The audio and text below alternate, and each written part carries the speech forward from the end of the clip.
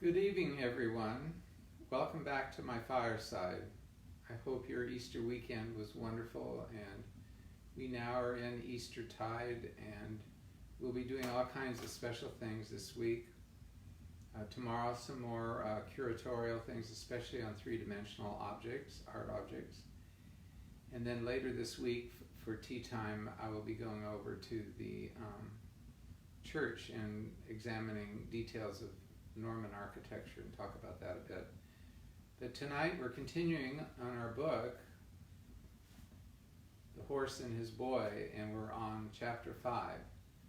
And it's called Prince Corin, and we're going to see what's going on with them. It's quite an exciting story. So sit back and relax and hug your children and keep them close and tell them that you love them. So here we go.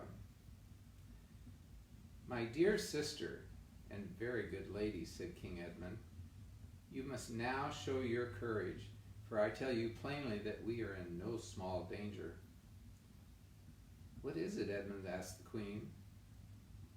"It is this," said Edmund. "I do not think we shall find it easy to leave Tashbaan. While the prince had hoped that you would take him, we were honored guests.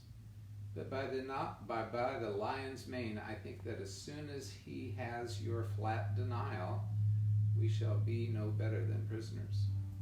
He wants to marry her. One of the dwarfs gave a low whistle. "I warned your majesties, I warned you," said Salopad, the raven. "Easy in, but not easily out," as the lobster said in the lobster pot. "I've been with the prince this morning," continued Edmund. "He is little used, more's the pity, to having his will crossed. He is very chafed at your long delays and doubtful answers. This morning he pressed very hard to know your mind. I put it aside, meaning at the same time to diminish his hopes, with some light common jests about women's fancies, and hinted that his suit was likely to be cold. He grew angry and dangerous. There was a sort of threatening, though still veiled under a show of courtesy, in every word he spoke. "Yes," said Tumnus, "and when I supped with the Grand Vizier last night, it was the same. He asked me how I liked Tashbaan, and I, for I could not tell him I hated every stone of it, and I would not lie, told him that now when high summer was coming in, my heart turned to the cool woods and dewy slopes of Narnia.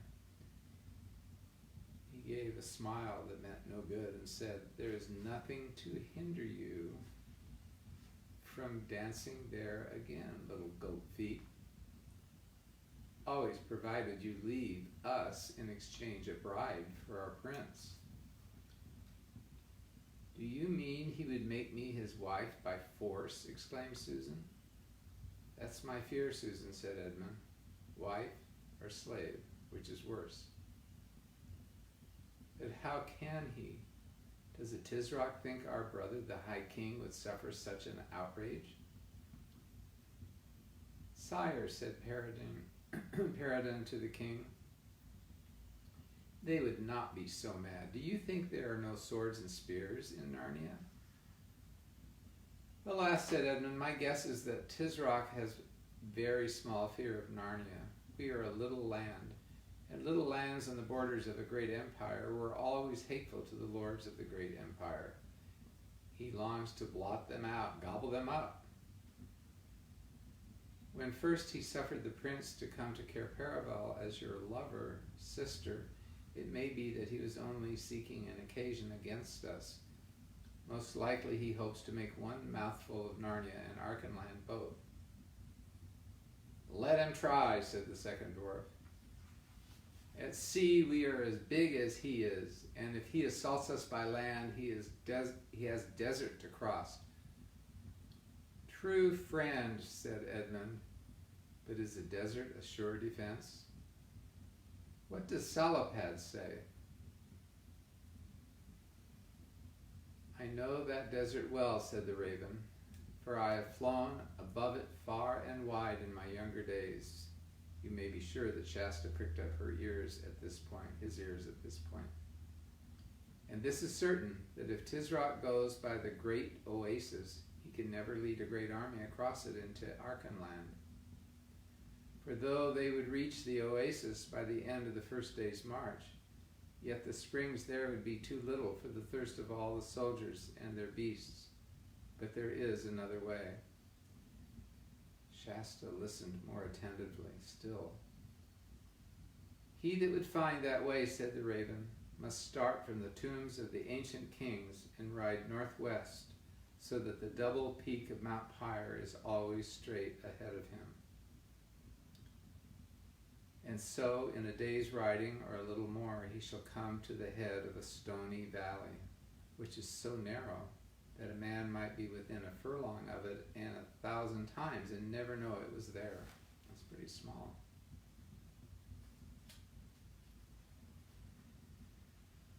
And looking down this valley, he will see neither grass, nor water, nor anything else good. But if he rides on down, it will come to the river and can ride by the water all the way into Archenland. And do the Calormenes know of this western way? Asked the queen. Friends, friends, said Edmund, what is the use of all this discourse? We are not asking whether Narnia or Calormen would win if war arose between them. We are asking how to save the honor of the queen and our own lives out of this devilish city. For though my brother Peter, the High King, defeated the Tisroc 12 times over, yet long before that day our throats would be cut and the queen's grace would be the wife, or more likely the slave, of this prince. We have our weapons, king, said the first dwarf, and this is a reasonably defensible house. As to that, said the king, I do not doubt that every one of us would sell our lives dearly at the gate, and they would not come at the queen but over our dead bodies. Yet we should be merely rats fighting in a trap when all is said. Very true, croaked the raven. These last stands in a house make good stories, but nothing ever came of them. After their first few repulses, the enemy always sets the house on fire. Do you remember that? There are a lot of stories like that. I am the cause of all this, said Susan, bursting into tears. Oh, if only I had never left Cair Paravel. Our last happy day was before those ambassadors came from Calormen. The moles were planning an orchard for us, and oh, she buried her face in her hands and sobbed. Courage, Sue, courage, said Edmund. Remember. But what is the matter with you, Master Tumnus? For the fawn was holding both his horns with his hands as if he were trying to keep his head on by them and writhing to and fro as if he had pain in his inside. Don't speak to me, said Tumnus. I'm thinking so that I can hardly breathe. Wait, do wait. There was a moment's puzzled silence, and then the fawn looked up, drew a long breath, mopped his forehead, and said, the only difficulty is how to get down to our ship.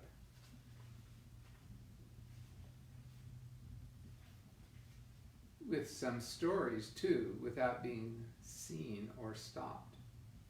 Yes, said a dwarf dryly, just as the beggar's only difficulty about riding is that he has no just as the beggar's only difficulty about riding is that he has no horse. Wait, said Mr. Tumnus impatiently. All we need is some pretext for going down to our ship today and taking stuff on board. Yes, said King Edmund doubtfully.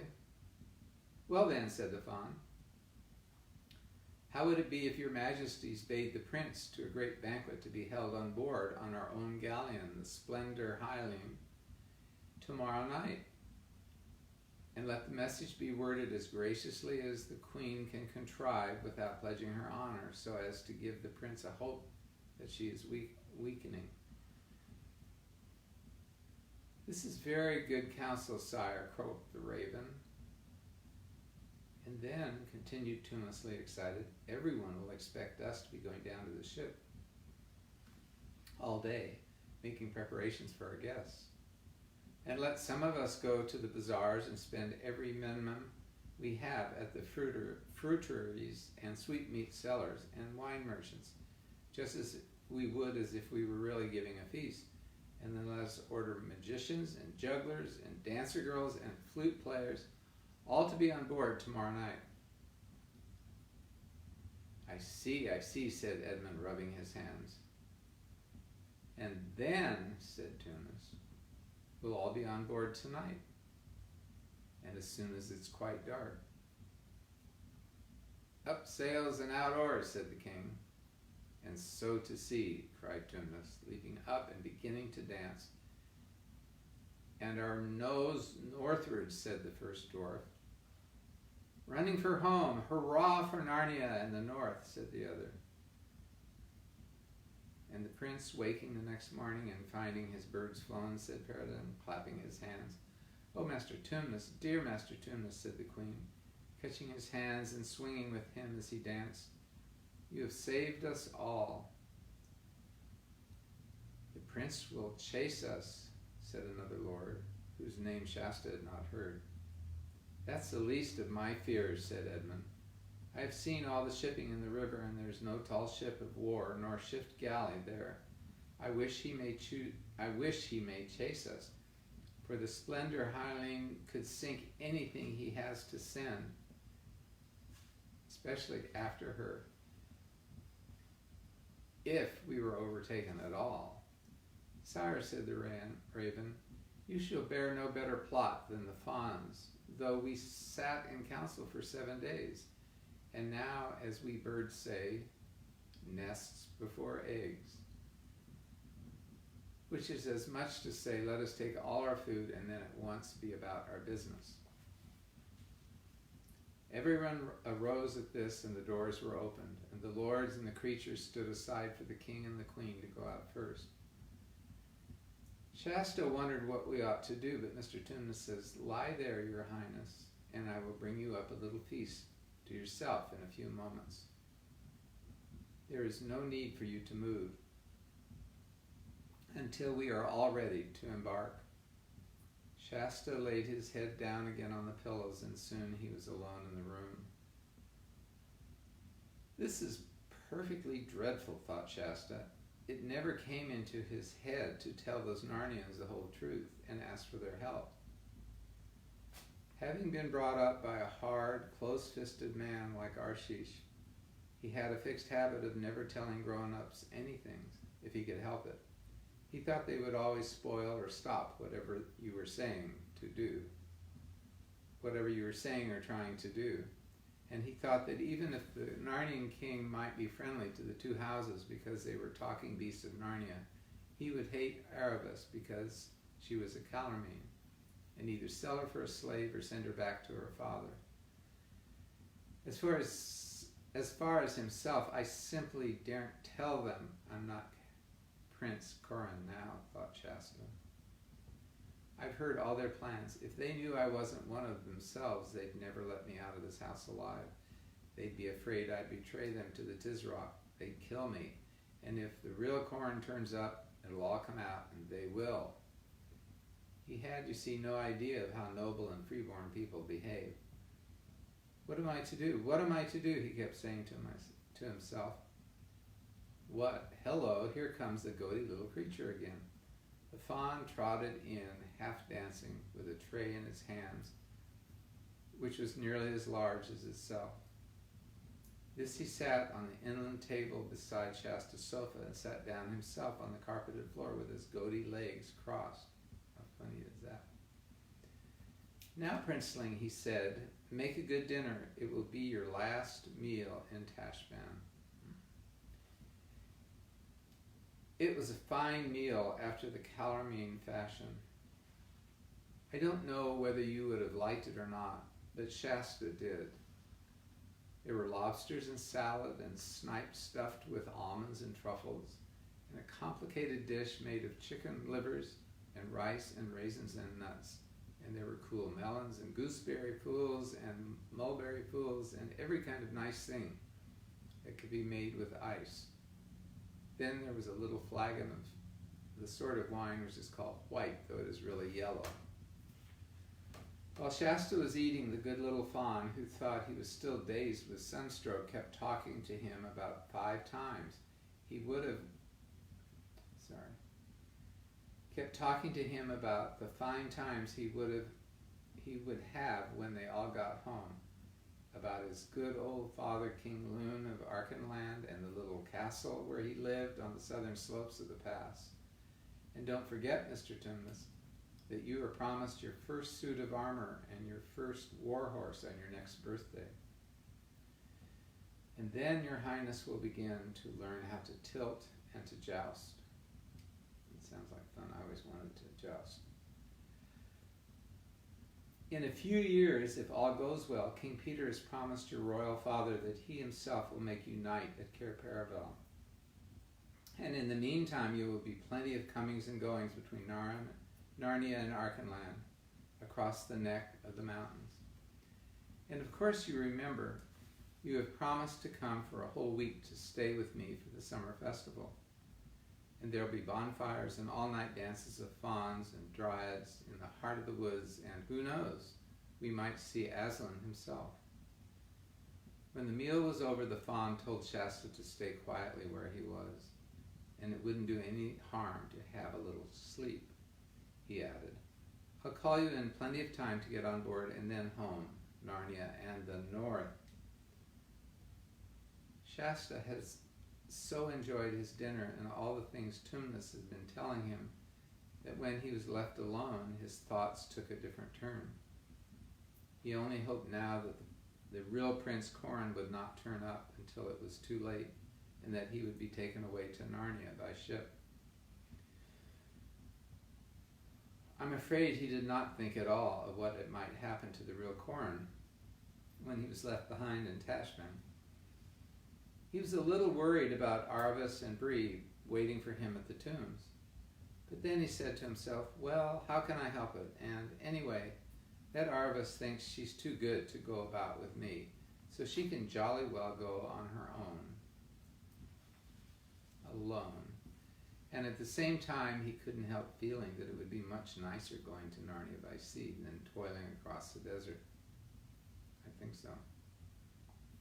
When he had thought all this, he did what I expect you would have done if you'd been up very early and had a long walk and had a great deal of excitement, and then a very good meal, and were lying on a sofa in a cool room with no noise in it except a bee buzzing in through the wide windows. He fell asleep. What woke him was a loud crash. He jumped off the sofa, staring. He saw it at once from the mere look of the room. The lights, the shadows, all looked different. That he must have slept for several hours. He saw also what had made the crash, a costly porcelain vase, which had been standing on the windowsill, laying on the floor broken into about 30 pieces. But he hardly noticed all these things. What he did notice was 2 hands gripping the window from the sill outside. He gripped harder and harder, getting white at the knuckles. Then up came a head and a pair of shoulders. A moment later, there was a boy of Shasta's own age sitting astride the sill with one leg hanging down inside the room. Wonder who that is. Shasta had never seen his own face in a looking glass. Even if he had, he might not have realized that the other boy was, at ordinary times, almost exactly like himself. At the moment, this boy was not particularly like anyone, for he had the finest black eye you have ever seen, and the tooth missing, and his clothes, which must have been splendid ones when he put them on, were torn and dirty, and there was both blood and mud on his face. Who are you? Said the boy in a whisper. Are you Prince Corin? Said Shasta.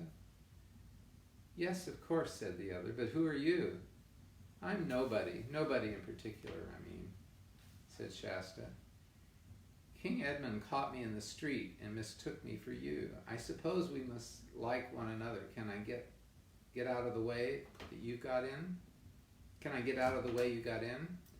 Yes, if you're any good at climbing, said Corin, but why are you in such a hurry? I say we ought to be able to get some fun out of this for being mistaken for one another. No, no, Shasta said. We must change places at once.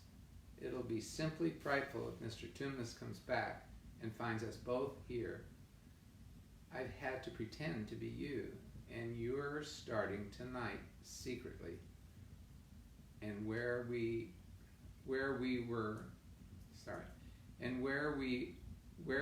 you all this time? A boy in the street made a beastly joke about Queen Susan, said Prince Corin. So I knocked him down. He ran howling into a house and his big brother came out. So I knocked the big brother down. Then they all followed me until we ran into 3 old men with spears who were called the Watch. So I fought the Watch and they knocked me down. It was getting dark by now. Then the Watch took me along to lock me up somewhere.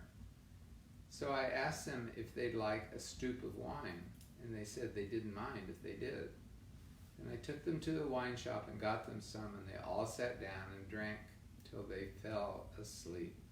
I thought it was time for me to be off, so I came out quietly, and then I found the first boy, the one who had started all the trouble, still hanging about. So I knocked him down again. After I climbed up a pipe onto the roof of the house and lay quiet till it began to get light through morning. Ever since that I've been finding my way back, I say, is there anything to drink?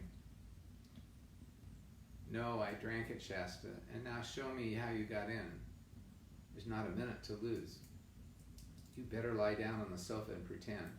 But I forgot. It'll be no good. With all those brushes and bruises and black eye, you'll just have to tell the truth once I'm safely away. What else did you think I'd be telling them? Asked the prince with an angry look. And who are you? There's no time, said Shasta in a frantic whisper.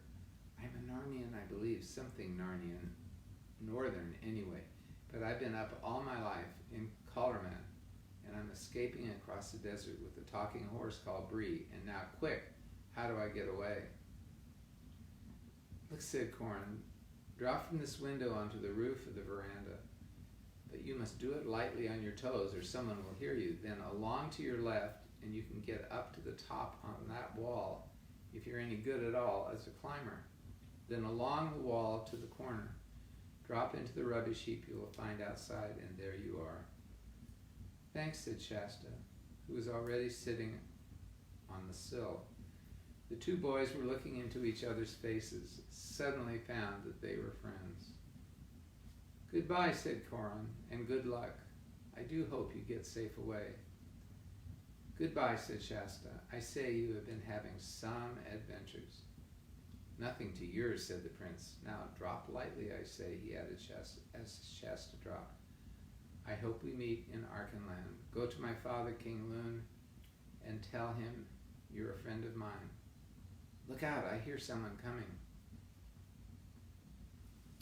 That's it for tonight, and I was just thinking at the end it talks about them looking into each other's face.